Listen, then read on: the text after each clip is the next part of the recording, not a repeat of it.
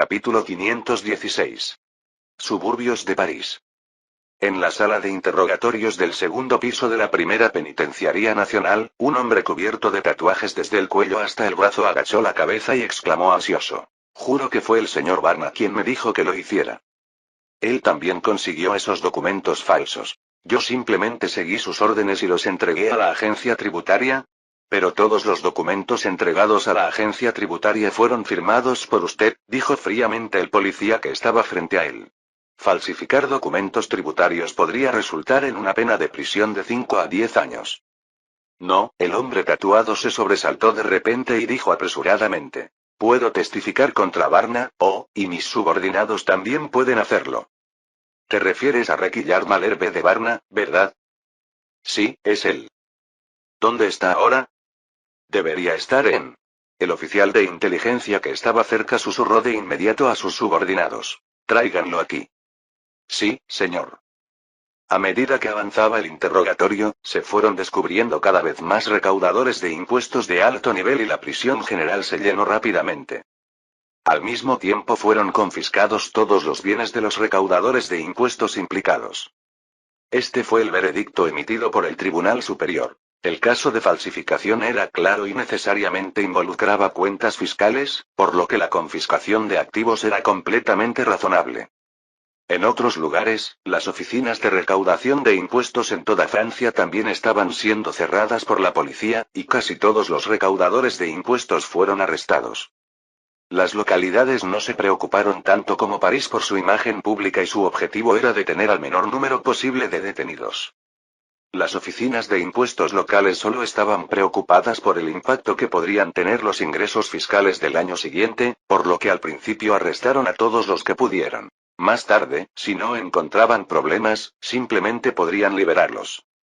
Tan solo 2 días después, a medida que cada vez más recaudadores de impuestos de alto nivel confesaban, el caso de falsificación de documentos empezó a extenderse a los gigantes de la Asociación de Recaudadores de Impuestos. Uno de los gigantes de la Asociación de Recaudadores de Impuestos, Barrot, con expresión sombría, descendió de su carruaje y caminó rápidamente hacia la entrada del Palacio de Versalles, acompañado por un solo sirviente.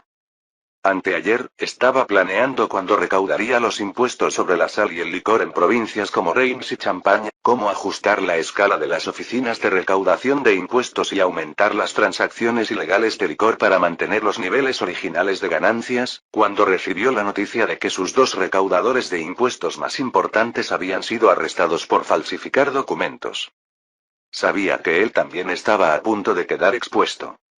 Aunque para él la falsificación no era un delito grave y le bastaba con pagar una suma que no debía exceder de 250.000 francos para obtener la fianza, ello implicaría inevitablemente el inconveniente de tener que comparecer ante el tribunal y afectaría sin duda a sus otros negocios.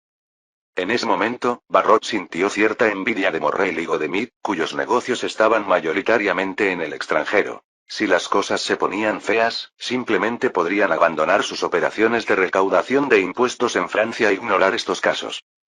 Sin embargo, él era un francés nativo con todas sus raíces aquí. A esa altura, ya no pensaba en la recaudación de impuestos, solo esperaba librarse de los problemas actuales. Después de esperar más de 2 horas en el pasillo frente a la oficina del ministro de Finanzas, Barrot finalmente se reunió con el primer ministro Briand. Los recaudadores de impuestos y banqueros, estos magnates financieros, influyeron enormemente en los ingresos fiscales del Estado mediante sus arrendamientos de recaudación de impuestos. Esto estaba fuera del alcance de la burguesía industrial y comercial común. Estos individuos adinerados se establecieron en París, construyeron magníficas mansiones en lugares como los jardines del Palacio Real y la Avenida del Elíseo, y poseían extensas propiedades inmobiliarias que generaban rentas sustanciales. Muchos nobles eran sus inquilinos.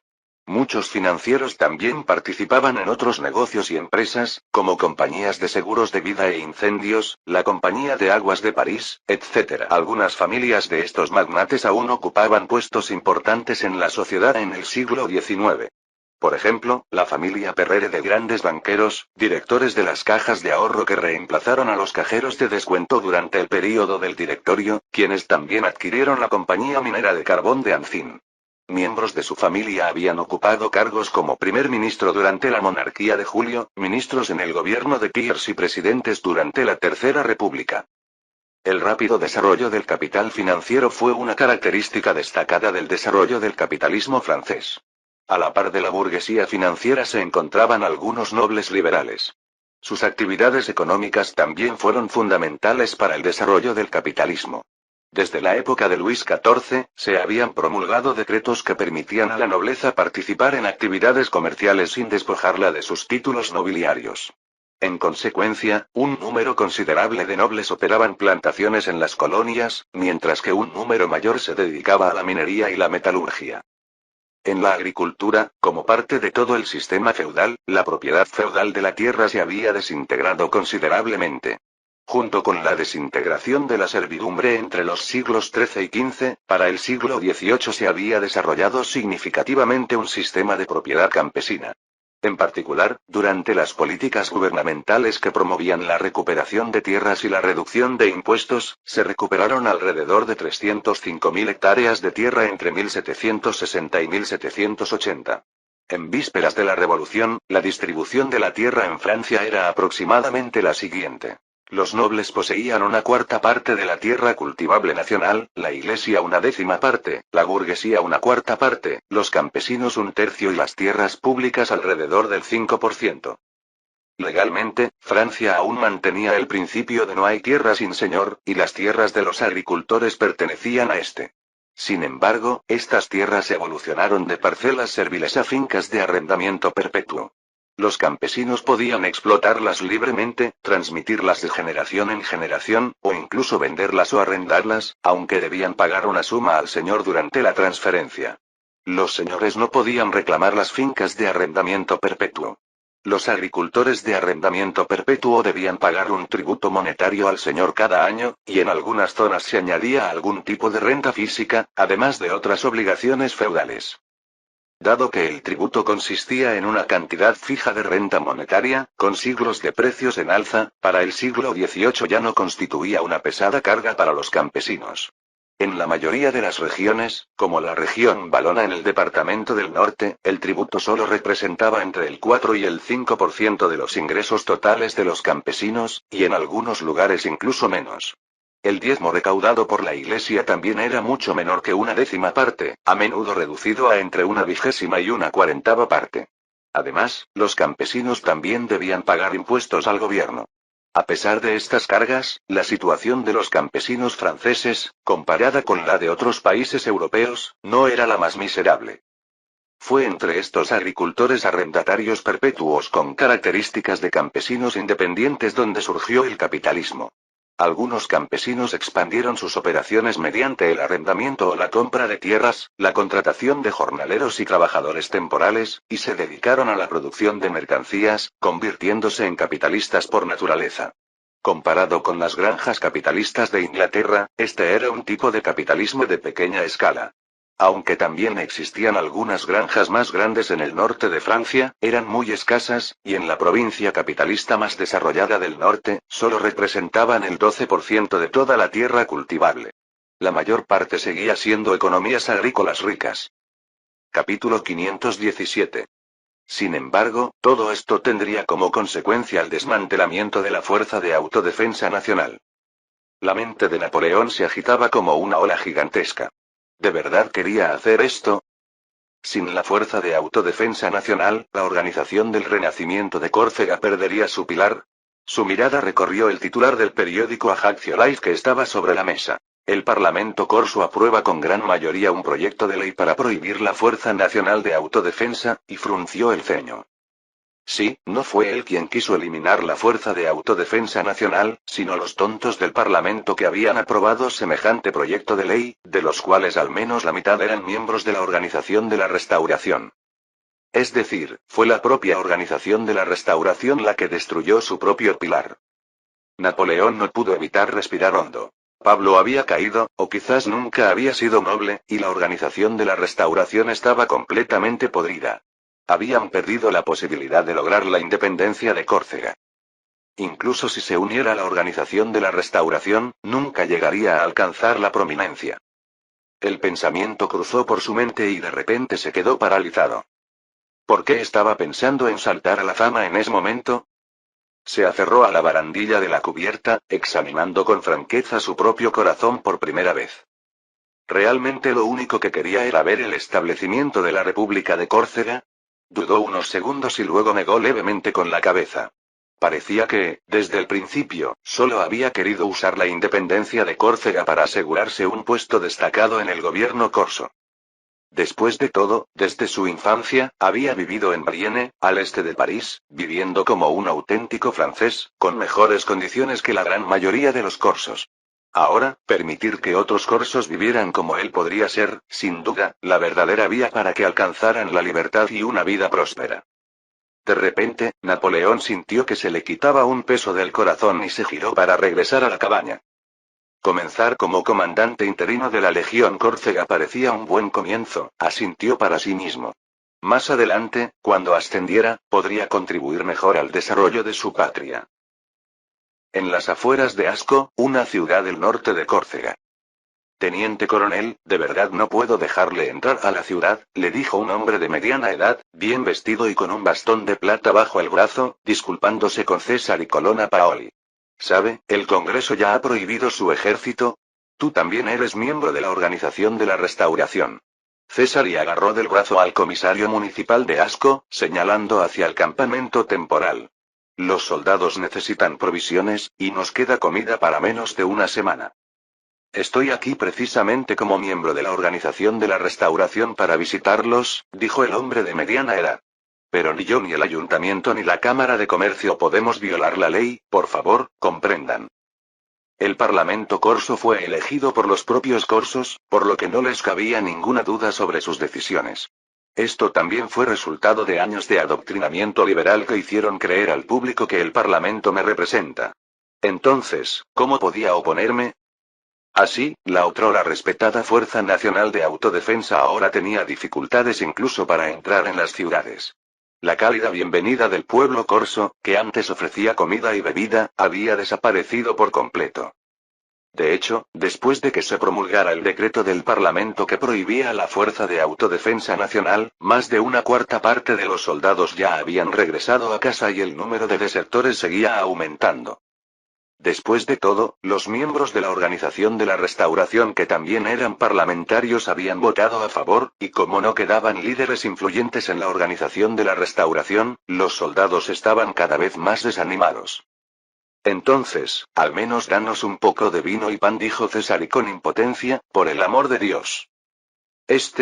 El comisario municipal dudó si gastar su dinero en provisiones para apaciguar a la fuerza de autodefensa cuando, de repente, un explorador de caballería se acercó apresuradamente a César y le dijo: Comandante, a unas 5 millas al norte, hemos avistado al ejército francés. Son unos 2000. El rostro de César y se puso pálido mientras preguntaba rápidamente: ¿Te has comunicado con ellos? Había pasado mucho tiempo desde que la guarnición corsa y la Fuerza de Autodefensa Nacional se enfrentaron, principalmente porque no pudieron derrotarlos, por lo que podría tratarse simplemente de un movimiento normal del ejército francés. El explorador de caballería respondió solemnemente: Se negaron a establecer contacto, señor. El comandante del segundo batallón cercano y otros oficiales se reunieron de inmediato alrededor, diciendo ansiosamente: Comandante, parece que estos tipos nos tienen en la mira específicamente. Actualmente solo contamos con 1300 soldados. Un enfrentamiento directo probablemente nos pondría en desventaja. Comandante, deberíamos dirigirnos al Monte Roo. El terreno de Córcega era esencialmente una enorme cadena montañosa que cubría más del 80% del área, con solo algunas llanuras cerca del borde de la isla junto al mar Mediterráneo aptas para la vida. Anteriormente, al verse rodeadas por el ejército francés, la Fuerza Nacional de Autodefensa se retiraba sin vacilar a las montañas. Aprovechando su conocimiento del terreno y las numerosas aldeas montañosas que podían proporcionar suministros, lograron jugar al gato y al ratón con los franceses. Después de prolongar esto por un tiempo, el ejército francés, incapaz de sostener los altos gastos militares, se retiraba por su cuenta y luego salía. Actualmente, se encontraban en la entrada norte del paso de la montaña Rao. Dirigiéndose al sur, podrían adentrarse en las montañas en menos de un día. Sin embargo, César dudó. Habían pasado por varias aldeas recientemente, todas las cuales se les habían resistido sin excepción. El conde Butafuoco había enviado inmediatamente gente a propagarse por toda la isla después de la aprobación del decreto del Congreso, asegurándose de que la Fuerza Nacional de Autodefensa fuera tratada como ratas callejeras. César miró hacia la cercana ciudad de Asco. Si las fuerzas de autodefensa se adentraban en las montañas y esos pueblos también se negaban a proporcionar alimentos, sus más de 1000 hombres podrían morir de hambre. Además, tenía cosas importantes que hacer.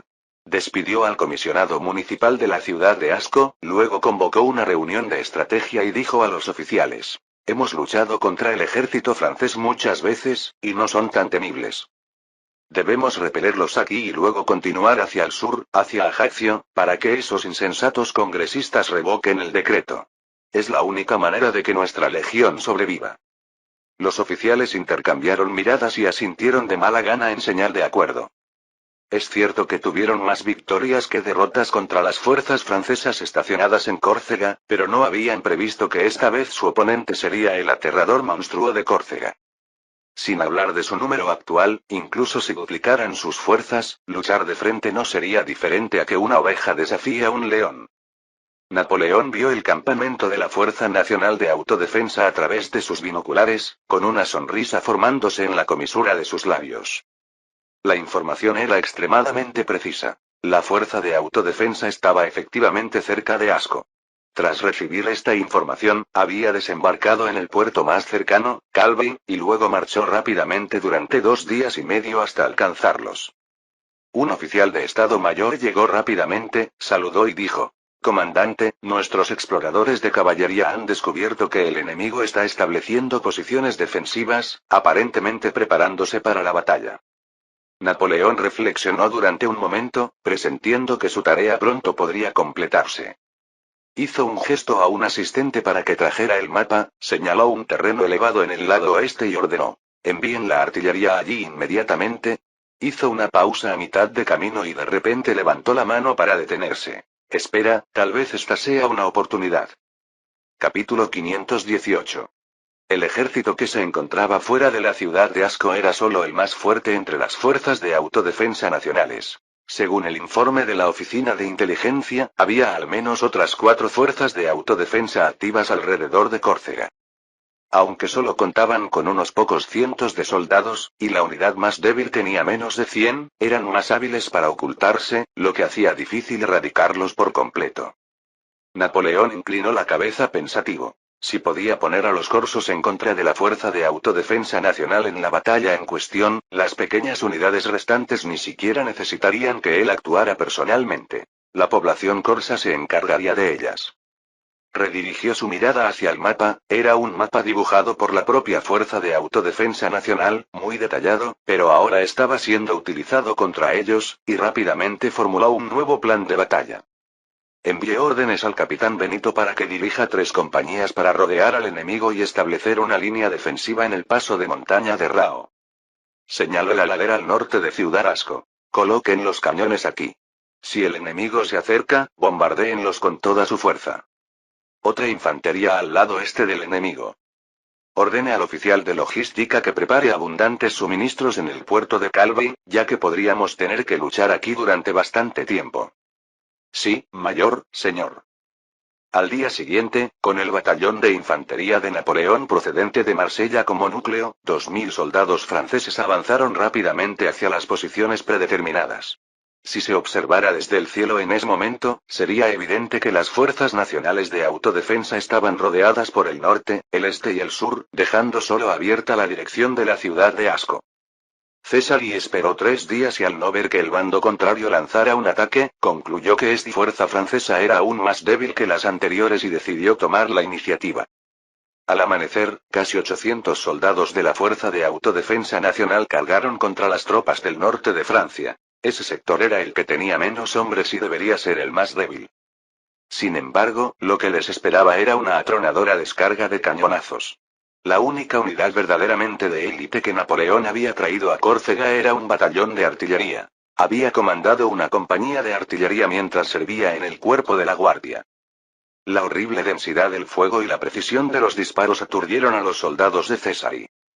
Luego llegaron los exploradores de caballería del ejército francés, que ya estaban cerca, cargando contra las filas de la desordenada fuerza de autodefensa.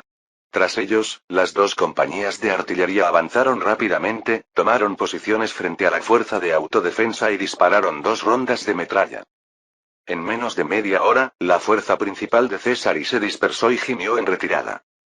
Al mismo tiempo, la principal fuerza de infantería francesa en el lado oriental también comenzó a avanzar. Debido a las grandes dudas de Napoleón sobre la eficacia combativa de esta guarnición corsa, solo hizo una gran exhibición pero no tenía ninguna intención real de entrar en combate. Pero César, ya aterrorizado por el bombardeo de artillería, había perdido completamente el coraje para luchar y ordenó a todo su ejército entrar en la ciudad de Asco para preparar una defensa desesperada. Después de que la Fuerza Nacional de Autodefensa entró en la ciudad, Napoleón ordenó inmediatamente detener la persecución y luego maniobró sus tropas para bloquear las 2 rutas de acceso a la ciudad. Durante el siguiente medio mes, las fuerzas francesas se limitaron a proteger firmemente sus posiciones, sin mostrar intención de atacar. Sin embargo, César se encontró en una situación difícil. La ciudad de Asco tenía menos de 10.000 habitantes, lo que la hacía ya una ciudad considerable en Córcega. Después de todo, la capital, Ajaccio, solo tenía entre 60 y 70.000 habitantes. Y sus tropas sumaban más de 1.200 hombres, todos los cuales habían agotado sus raciones. Solo podían obtener comida, vino y otros suministros de la ciudad. Con tantos soldados, los alimentos en la ciudad se agotaron rápidamente. Los soldados hambrientos de la fuerza de autodefensa, armados con pistolas, no se contentaban con pasar hambre. En consecuencia, utilizaban todos los métodos a su disposición para extraer los escasos suministros de comida que aún tenían los ciudadanos de Asco. La desesperación se extendió por todo el pueblo, a medida que la violencia por la comida se volvió común. La actitud de los ciudadanos hacia las fuerzas de autodefensa pasó rápidamente de la compasión al odio.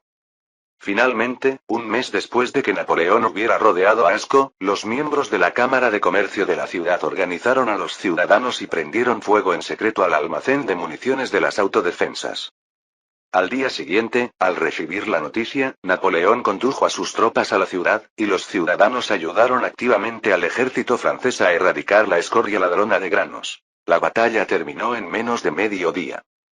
Casi todos los hombres de César fueron aniquilados, y al menos un centenar de ellos fueron asesinados por la tenaz mano de los ciudadanos corsos.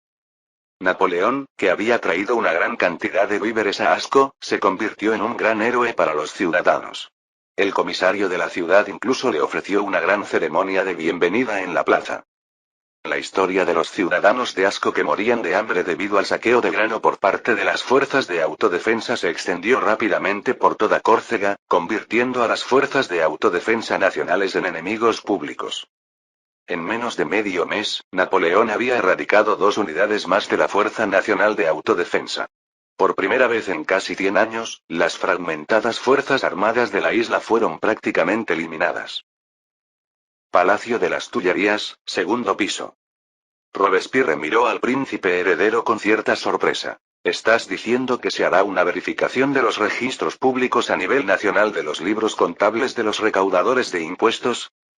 Sí, asintió Joseph, y no solo del año anterior, sino de los registros de impuestos de los últimos 10 años. Si esos recaudadores de impuestos decidieran no cooperar, entonces simplemente tendría que tratarlos con dureza. Estaba seguro de que sus registros fiscales no estarían limpios, y si se encontrara algo, podría castigarlos con fuertes multas. Esto no sería algo que pudieran resolver comprando unos cuantos bonos. Como Robespierre no estaba muy familiarizado con las auditorías, el director de impuestos del bando, Fulco, inmediatamente abrió los ojos con consternación. Su Alteza, incluso si obtenemos los documentos financieros de los recaudadores de impuestos, con decenas de millones de registros de impuestos solo por un año, encontrar problemas entre ellos podría ser más difícil que encontrar un diamante en el fondo del océano Atlántico. Además, incluso los registros de hace 3 años son casi imposibles de aclarar, y mucho menos los de hace 10 años. Joseph sonrió. Tienes que pensar de manera diferente. Si hay problemas con los registros fiscales, ¿quién lo sabría mejor? Los contribuyentes. Si les cobraron aunque sea un céntimo de más en impuestos, aunque haya sido hace 10 años, seguramente lo recordarán con claridad. Así que solo necesitamos emitir un aviso que permita al público solicitar una reconsideración fiscal en sus oficinas de impuestos locales. Luego, podrán verificar sus reclamaciones con los registros correspondientes y los problemas saldrán a la luz rápidamente. Y haré que los principales periódicos cooperen, enumerando detalladamente las regulaciones fiscales de años anteriores, para referencia del público. Fulco y Robespierre intercambiaron miradas, admirando el ingenioso método del príncipe heredero. Seguramente, se podrían descubrir un gran número de discrepancias en los registros. Pero inmediatamente, volvió a parecer preocupado. Su Alteza, incluso solo para fines de verificación, con el personal actual en la oficina de impuestos, ¿es probable que tome medio año terminar la verificación? Joseph asintió. Puedo hacer arreglos para que el arzobispo Brienne le preste personal del departamento de finanzas. Además, podríamos invitar al colegio de contadores y a estudiantes universitarios a colaborar. Estoy seguro de que no se negarían si les ofrecieran un salario. Capítulo 519. Fulco y otros altos funcionarios de la Asociación de Recaudadores de Impuestos se habían marchado hacía menos de 10 minutos cuando Brian siguió apresuradamente a Eman a la habitación e hizo una reverencia a Joseph. Su Alteza, hay un asunto delicado que me temo que requiere su intervención. ¿Ah? ¿Qué pasó? Brian, con expresión de angustia, dijo. Se trata de la reina María. Su Majestad nos citó a mí y al barón Bretty esta mañana para hablar sobre el incidente de falsificación que involucra a la Asociación de Recaudadores de Impuestos. Su Majestad insinuó que el asunto no era grave y sugirió que bastaría con una multa, eliminando así la necesidad de emprender acciones legales ante el Tribunal Superior. Joseph pareció sorprendido. ¿Cómo es que Su Majestad de repente se interesó en este asunto? Brian se acercó y dijo. Su Alteza, he oído que el conde de Artúa intercedió por la Asociación de Recaudadores de Impuestos ante Su Majestad.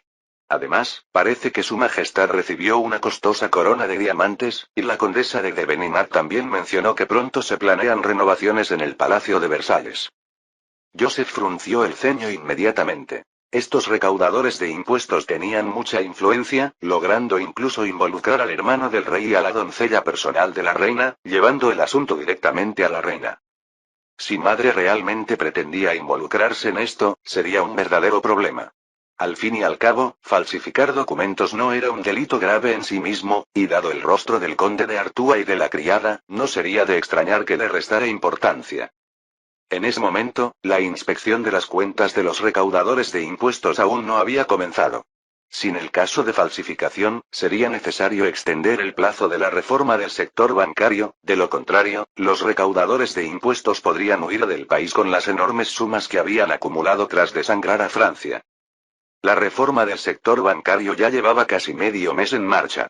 Cualquier retraso adicional sin duda tendría un impacto negativo en la economía francesa. Brian dijo. Su Alteza, ahora solo usted puede persuadir a la reina María. Joseph asintió y le indicó a Eman que le trajera su abrigo. Se sentía algo confiado de poder persuadir a su madre, pero la tentación de la costosa corona de diamantes y las renovaciones del Palacio Real eran definitivamente significativas. Probablemente necesitaría gastar algún esfuerzo en persuadirla. Mientras veía a lo lejos la plaza del Palacio de Versalles, de repente se le ocurrió una idea y entrecerró ligeramente los ojos. Incluso si convenciera a madre esta vez, el conde de Artúa podría simplemente molestarla de nuevo. Madre tenía muy buena relación con su cuñado menor, y si firmaba sin querer una carta de indulto, sería problemático. Por tanto, era necesario resolver el problema desde la raíz. El carruaje se detuvo. Joseph bajó, pero en lugar de dirigirse al palacio del pequeño Trianon, se dirigió a la residencia del conde de Artúa. El conde de Artúa pareció sorprendido por la visita del príncipe heredero y, apresuradamente, acompañado de su esposa, María Josefa, salió a saludarlo. Querido Joseph, ¿qué te trae por aquí? Nos preparábamos para ir de campamento. Seguro que será muy divertido. ¿Te gustaría acompañarnos? Joseph asintió a modo de saludo, sonriendo mientras decía. Déjame adivinar, ¿fue el vizconde Fordo el señor Ope quien lo pidió? El conde de Artúa dudó un momento, dejó entrar a Joseph a la casa y preguntó con el ceño ligeramente fruncido. ¿Qué es lo que su Alteza desea decir? Joseph no se anduvo con rodeos y se giró para mirarlo. Mi querido tío, tus recientes interacciones con la Asociación de Recaudadores de Impuestos parecen ser bastante frecuentes. El conde de Artúa sonrió. Tengo algunos asuntos privados con el vizconde Fir. ¿A qué se debe este repentino interés, Su Alteza? Joseph asintió. Sí, me imagino que mostró bastante sinceridad al pedirte ayuda. La expresión del conde de Artúa cambió. Había oído hablar de la participación cada vez más activa del príncipe heredero en la política, pero aún consideraba a Joseph más como el joven sobrino, por lo que adoptó una actitud de superioridad. Su Alteza, no sé qué ha oído y prefiero no entrar en detalles. La voz de Joseph se volvió más fría. Mi querido tío, la investigación sobre la Asociación de Recaudadores de Impuestos es de suma importancia. Permíteme sugerirte que te conviene no involucrarte demasiado. El conde de Artúa no esperaba una advertencia tan directa de su sobrino y entrecerró los ojos, respondiendo con bastante descortesía. Su Alteza, creo que esto no es asunto suyo. Aunque rara vez se involucraba en los asuntos de Estado, seguía siendo el hermano más cercano del rey, el amigo íntimo de la reina, el tío del príncipe heredero y, por lo tanto, ocupaba una posición muy alta en Versalles, sin dejarse intimidar por el príncipe heredero. Lo más importante es que la Asociación de Recaudadores de Impuestos le había dado un soborno de 1,5 millones de francos para ayudarlo a resolver este pequeño asunto de falsificación. Con regalos adicionales y suntuosos para la reina María, este asunto podría resolverse fácilmente, poniendo en sus manos la sustancial suma de 1,5 millones de francos. ¿Cómo podría escupir el dinero que tenía a su alcance solo por unas cuantas palabras del príncipe heredero? Joseph tomó la taza de té caliente que la condesa acababa de traer y pronunció cada palabra con cuidado. Sus acciones podrían costarle a Francia cientos de millones de francos. No estoy aquí para discutirlo con usted. Debe cesar su asociación con esos recaudadores de impuestos. Mi querido Joseph, no tengo ni idea de qué me estás hablando. Además, no me corresponde a ti dictar mis relaciones personales. Joseph sopló suavemente el té y habló con calma. Tienes acciones en la Reserva del Banco de Francia y en la Compañía Ángel de París, así como una parte importante del Fondo de Desarrollo Industrial. Estas ganancias son suficientes para cubrir todos tus gastos, dejando incluso un superávit sustancial. Miró al conde de Artúa. Si por solo un poco de dinero de la Asociación de Recaudadores de Impuestos, su ingreso estable se ve en peligro, eso no parecería valer la pena, ¿verdad? El otro hombre se quedó desconcertado. ¿Qué estás insinuando, príncipe heredero? Joseph dijo. Sabes que controlo la reserva del Banco de Francia y la Compañía Ángel de París, y hay muchas maneras de diluir tus acciones. En cuanto a tus dividendos del Fondo de Desarrollo Industrial, e incluso tu pensión, puedo obligarte a recortarlos. El conde de Artúa entró en pánico al instante. Actualmente, recibía casi 1,8 millones de francos anuales de diversos dividendos y su pensión. Si estos se vieran afectados, quedaría devastado. No, no puedes. Joseph colocó pesadamente la taza de té sobre la mesa y dijo con severidad. Sus ingresos provenientes de estos dividendos y demás se basan en los cimientos de una Francia próspera. Y aún así, destruirías tu propia fundación por una miseria. Él dio una conferencia feroz, y el conde de Artúa, con el rostro oscurecido, inclinó la cabeza y escuchó, aparentando irónicamente que Joseph era el mayor. Tras una larga lucha, el conde de Artúa logró hablar. Pero ya le prometí al vizconde Ford interceder en su nombre. Joseph lo miró con frialdad. Incluso ahora seguía siendo terco. Exhaló suavemente y dijo. Si sigues insistiendo en entrometerte en este asunto, no tendré más remedio que dejar que la oficina de investigación oficial te convenza. No. No puedes hacer eso. El conde de Artúa había oído hablar de las desquiciadas acciones de la Oficina de Investigación Oficial, y como noble de alto rango, no estaba exento de turbios negocios. Capítulo 520. Media hora después, Joseph abandonó la residencia del conde de Artúa. Este último ya había acordado que hablaría con la reina María, admitiendo que sus consideraciones anteriores habían sido inadecuadas y que el caso que involucraba a la Asociación de Recaudadores de Impuestos era muy grave y no debía tolerarse. A Joseph no le preocupaba en absoluto que este influyente miembro de la familia real pudiera albergar resentimiento. Ahora controlaba las fuerzas militares y policiales, era el sustento económico del conde de Artúa y no temía que incitara a la nobleza a crear problemas. La nueva nobleza le obedecía en su mayoría, y la vieja nobleza, debilitada tras repetidos golpes, se había vuelto incapaz de causar disturbios significativos. Además, el grupo de la vieja nobleza aún esperaba revivir la gloria de su familia mediante la guerra, y ascender en el ejército requería su aprobación. Joseph subió a su carruaje y miró hacia atrás, a los ventanales de la residencia del conde de Artua, con cierta nostalgia por haber estado en este mundo durante casi 3 años. Comparado con sus primeros días, cuando temía por su seguridad a diario, ahora podía someter por completo incluso a los grandes nobles más influyentes de la familia real.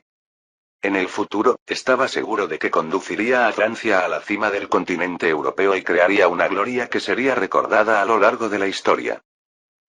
Barrio de Saint-Germain en París. En el club de tenis privado del señor Fowl, varios líderes de la Asociación de Recaudadores de Impuestos estaban cómodamente sentados en las sillas junto a la cancha, observando a 2 personas que competían ferozmente y comentando ocasionalmente. Zankevich sonrió a la gente que estaba a su lado y dijo con seguridad: Brian, ese viejo tonto, ¿de verdad se atrevió a amenazarme con comprar millones en bonos del gobierno? HMPH, qué sueño. Borelai asintió. Escuché que el conde de Artua ya le entregó el regalo a la reina, y ella aceptó no insistir en el asunto de los documentos falsificados. Todos mostraron expresión de alegría. El método del señor Ope realmente funcionó, salvándonos de una gran pérdida. Esos codiciosos del Palacio de Versalles, con tal de ver dinero, están dispuestos a hacer cualquier cosa. Una vez retirada la demanda en el Tribunal Superior, me dirigiré a Inglaterra. Últimamente hay muchas oportunidades de inversión allí. Me estoy preparando para ir al lejano oriente. Previamente, siguiendo el consejo del señor Ope, cada uno de ellos había aportado 400.000 francos, acumulando en total más de 5 millones, una parte de los cuales se utilizó para sobornar al conde Artua y a la condesa de Beninac, y la mayor parte se gastó en comprar la corona de diamantes para la reina. Y tal como el señor Ope había predicho, el asunto de los documentos falsificados parecía haber sido suprimido. Ya no esperaban seguir recaudando impuestos. Cada uno solo deseaba liberarse cuanto antes y habían comenzado a discutir nuevas direcciones de inversión. Borelai recordó el incidente del descubrimiento de los documentos fiscales por parte de la policía y preguntó enojado: Señor Fowl, ¿aún no ha descubierto quién filtró la información? El señor Fowl frunció el ceño y negó con la cabeza. Ninguno de mis subordinados sabía que los documentos ocultos eran expedientes fiscales. Incluso si alguien lo informara, probablemente no llamaría la atención de la policía. Por lo tanto, sospecho que hay un traidor entre nosotros. Godemir inmediatamente puso cara de pocos amigos y gritó: ¿Quién es? Mataré a ese cabrón. Todavía no está claro. Quizás sea Charles, pero no debería saber dónde guardamos los documentos. Todos inmediatamente se miraron con sospecha, sintiendo que cualquiera podría ser sospechoso. En ese momento, un clamor surgió desde afuera de la cancha de tenis, parecía como si cientos de personas corrieran por las calles cercanas, gritando algo mientras desaparecían rápidamente. ¿Qué pasó? El señor Fowl miró al mayordomo que se encontraba no muy lejos, quien inmediatamente hizo una leve reverencia y se giró para ir a comprobar. Al cabo de un rato, el mayordomo regresó apresuradamente. En noviembre de 1773, Charles se casó con la princesa María Teresa de Saboya. Su matrimonio, a diferencia del de Luis XVI y María Antonieta, dio a luz inmediatamente a un hijo. En 1775, María Teresa dio a luz a un niño, Luis Antonio, a quien Luis XVI concedió el título de duque de Angulema. Luis Antonio fue el primogénito de la siguiente generación de la familia Borbón, en una época en la que ni el rey ni el conde de Provenza habían tenido hijos, lo que llevó a los libelistas parisinos a afirmar satíricamente que Luis XVI era impotente. 3 años más tarde, en 1778, nació el segundo hijo de Charles, Charles Fernando, a quien se le concedió el título de duque de Berry. Ese mismo año, la reina María Antonieta dio a luz a su primera hija, María Teresa, acallando todos los rumores sobre su incapacidad para concebir. Charles era considerado el miembro más atractivo de la familia, con modales que recordaban a los de su abuelo Luis XV. Su esposa era considerada bastante fea por la mayoría de sus contemporáneos, y él comenzó a buscar compañía y se entregó a numerosas aventuras extramatrimoniales. El conde Ezeque comentó: pocas bellezas son crueles con él. Posteriormente, inició un romance que duraría toda la vida con la bella duquesa de Polignac, Luisa de Polastron, amiga íntima de su cuñada María Antonieta. Charles también forjó una sólida amistad con María Antonieta, a quien conoció por primera vez en abril de 1770, cuando ella llegó a Francia a los 12 años. Fue una relación tan estrecha que llevó a los rumores parisinos a acusarlo falsamente de seducir a María Antonieta. Como parte del círculo social de María Antonieta, Charles solía ensayar obras con ella en el teatro privado de su residencia real favorita, el Palacio de Yenon. Ambos eran actores aficionados con talento. María Antonieta interpretaba a una lechera, una pastora y mujeres del campo, mientras que Charles interpretaba a amantes, camareros y campesinos. El despertar político de Charles comenzó en 1786 durante la primera gran crisis que atravesó la monarquía. Cuando se hizo evidente que el reino estaba en bancarrota debido a los gastos militares iniciales, especialmente la Guerra de los 7 Años y la Guerra de la Independencia de los Estados Unidos, y que las reformas financieras eran esenciales para mejorar, Charles apoyó la abolición de los privilegios financieros de la nobleza, pero la Iglesia y la nobleza se opusieron a cualquier reducción de sus privilegios. Creía que el sistema fiscal francés debía reformarse a menos que se derrocara la monarquía.